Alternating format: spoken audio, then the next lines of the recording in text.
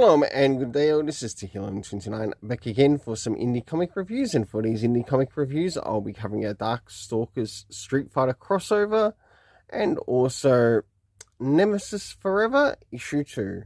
I'll now get things ready and organized for the first one that I'll be reviewing. So first things first, does this cover in any way, shape or form connect to something that is happening inside with the story?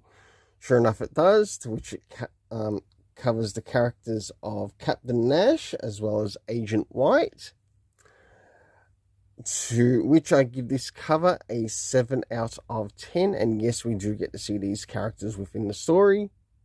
Now it's time to move into the area of the internal art as we have a look around the beginning, middle, and of course the end, and also what's happening story-wise with the characters.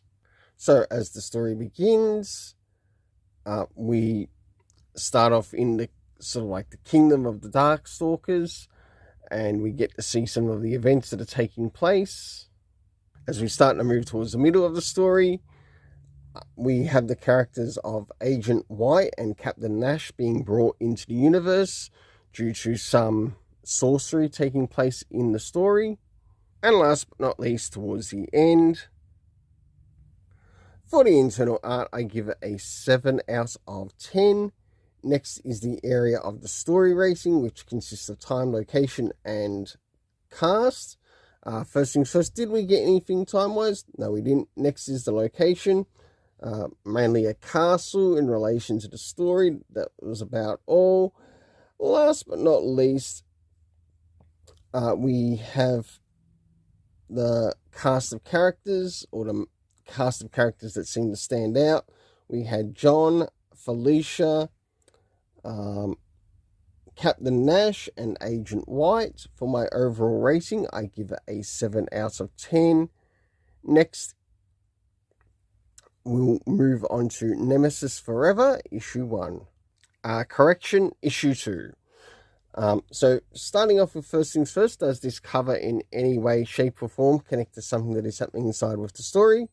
Sure enough it does, to which I give it a 7.5 out of 10.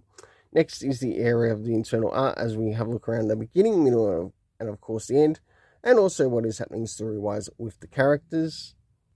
So as the story begins, we seem to be following in the footsteps of some people who are chasing after the character of Nemesis.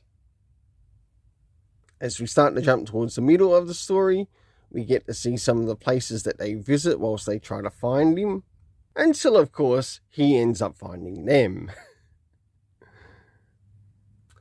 For the internal art, I give it a 7.5 out of 10, as I really quite enjoyed it, and it worked really well, not only with the character, but also with the environment within the story. Next is the area of the story rating, which consists of time, location, and cast, and reference in case the writer decides to include it. So seeing it wasn't included this time around, we are moving directly into the area of time, to which nothing was added to it time-wise. Next is the location, to which we have, I think it's called the Boar.